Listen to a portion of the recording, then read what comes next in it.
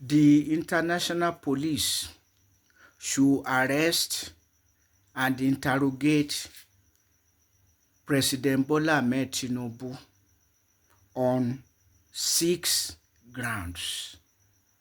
In the first instance, the very first day President Bola Ahmed Tinubu addressed Nigerians as their president, he declared fuel subsidy is gone, and subsequently and indeed immediately fuel price shot up to about triple the price Nigerians were lamenting under his immediate predecessor, Muhammadu Buhari. And as if that were not enough, President Tinubu soon declared that all other subsidies are gone.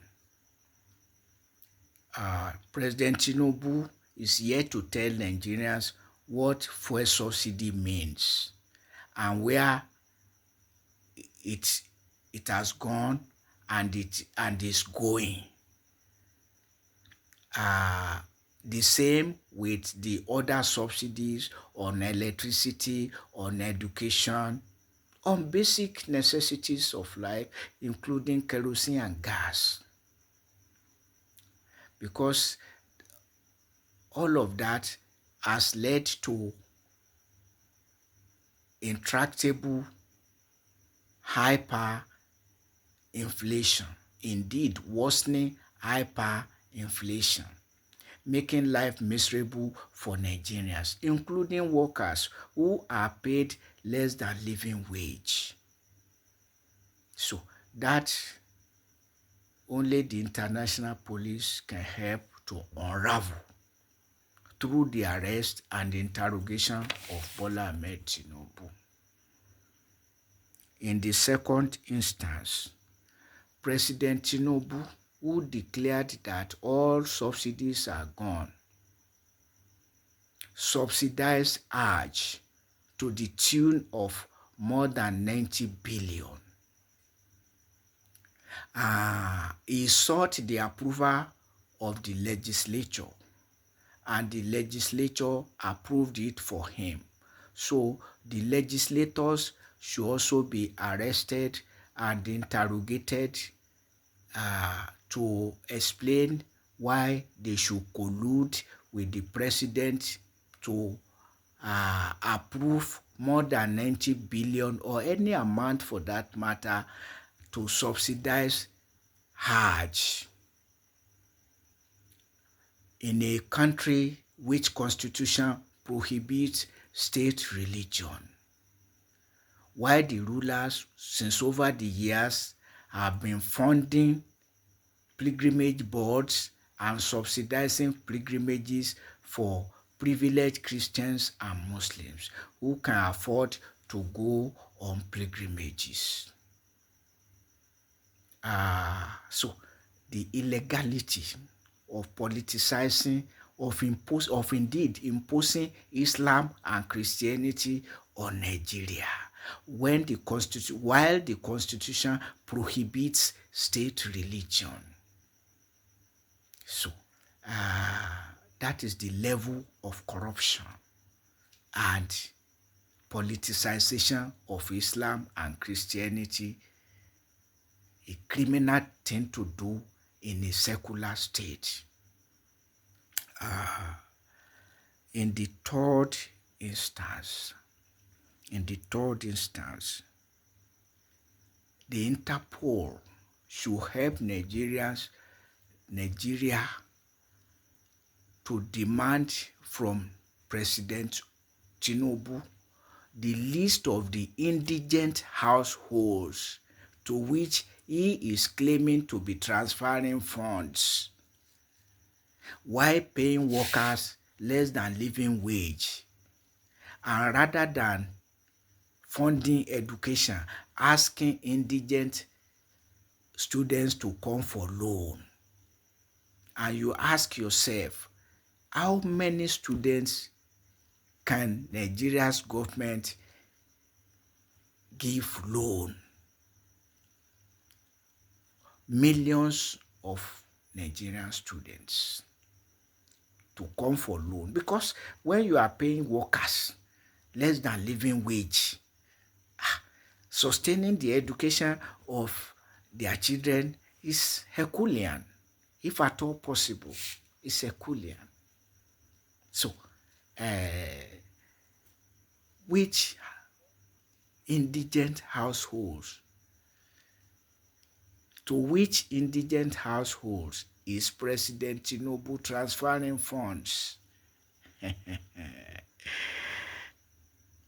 In the fourth instance, Nigeria's rulers since 2012 have been colluding with the leaders of the Academic Staff Union of Nigerian Universities, ASUU. When the latter single-handedly, oligarchically amended the constitution of the union to be extorting 2% of each ASUU members' monthly salary monthly as a monthly membership subscription, 2%, and to increase or decrease the 2% as deemed fit by the leadership alone.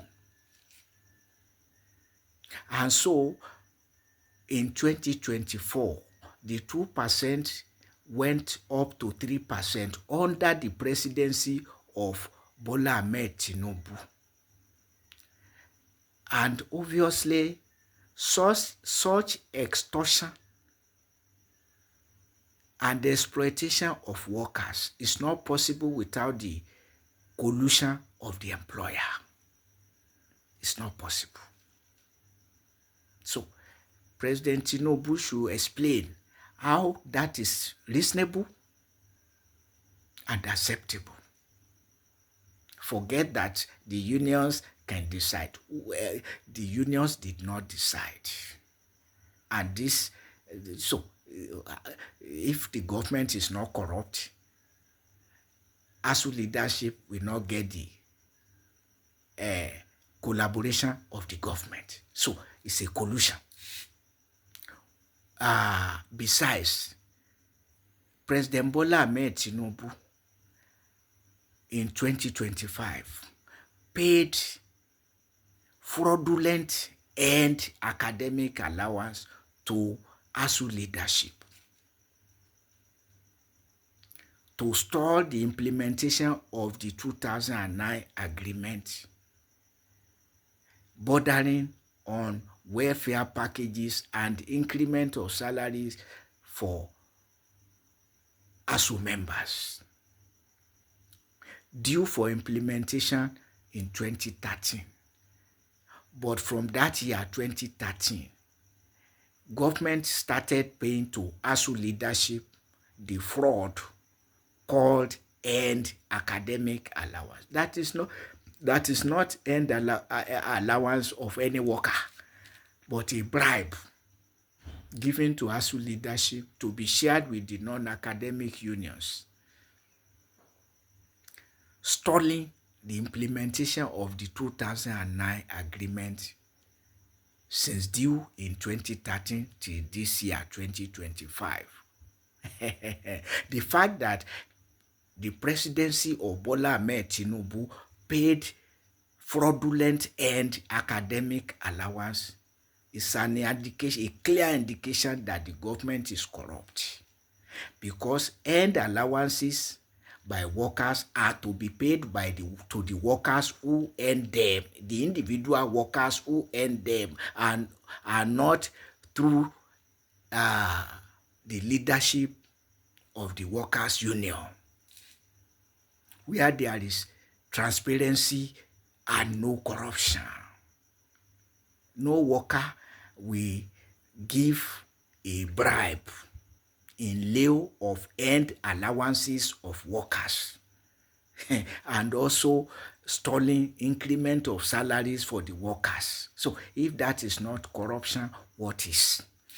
that you know you are paying fraudulent earned academic allowance, earned allowances that is not earned by any worker, but a bribe. So that is the fourth point that the Interpol should help to resolve. And in the fifth instance, Nigerians will want to know the cost of sustaining the jihadist war against the Boko Haram Muslim community, a community that was peaceful until attacked by government forces in 2009. The community was established in 2002 under the presidency of Olusegun Obasanjo, who ended his second term in 2007, meaning that the community existed under him for 5 years without any crisis and peaceful until 2009, when Obasanjo's successor, a Fulani Muslim imperialist, Muhammadu Buhari, Umaru Musa Yar'Adua, and the only claim, for all we know, is that the Islam of the community is unorthodox, while Nigeria's constitution guarantees freedom of religion and association, for which reason the former President Olusegun Obasanjo saw no reason to take up arms against the community. So now,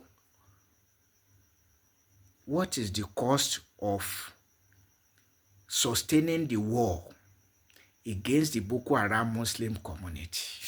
President Tinubu should be asked to tell Nigerians the costs in human lives and economic resources of Nigeria since he took power in 2023. Because we cannot bring back the past leaders. Only one of them is still alive. Umaru Musa Yar'Adua, who started the war in 2009, died in 2010. Only his successor, immediate successor, Goodluck Ebele Jonathan, is still alive. He himself squandered his entire 4 years fighting Boko Haram, squandering human lives and economic resources with wanton abandon. 4 years. And the immediate predecessor of Bola Ahmed Tinubu squandered the entire 8 years fighting the Boko Haram Muslim community and added S-men terrorism. 8 years squandering human lives and economic resources of Nigeria on a jihadist war in a nation which constitution prohibits state religion, imposing Islam and Christianity on Nigeria.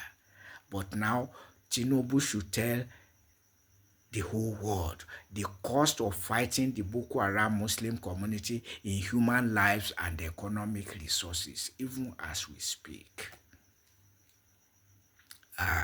Then,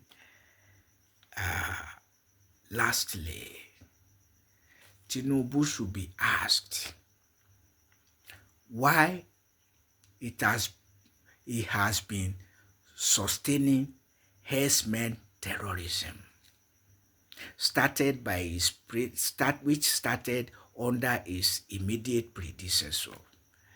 Yes, the herdsmen terrorists have been there since the 1980s, but not equipped with sophisticated weapons like AK-47, making the herdsmen terrorists to be larger than life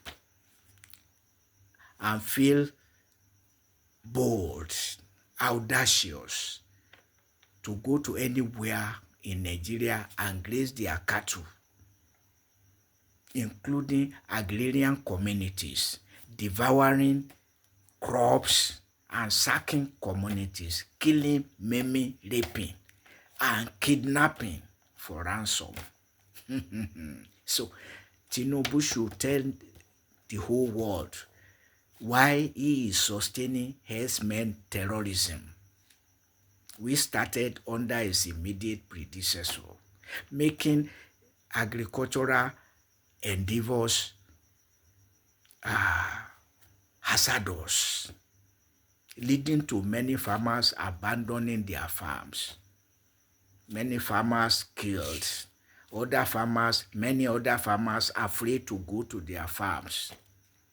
So farming is wrecked. And so food security that Tinubu is making empty promise about is impossible. Because there are insecurities created by the policies of government, such as I've been talking about, making life miserable for Nigerians. And so mushrooming and bandits. These are issues that the international police should help Nigeria to resolve. And they all border on governmental corruption, governmental irresponsibility, governmental greed. Because self-aggrandizement is the goal of power. And making Islam and Christianity to be larger than life in a secular country, which constitution prohibits state religion. Corruption galore. Yesterday, indeed, worse today than yesterday, because no ruler of Nigeria has ever declared fuel subsidy gone, all other subsidies gone, yet sinking Nigeria in worse debts than his predecessors, only to be claiming that he is not criminal. The international police should help us to decide what does it mean to be criminal, and if all these actions of President Tinubu don't amount to corruption and criminality.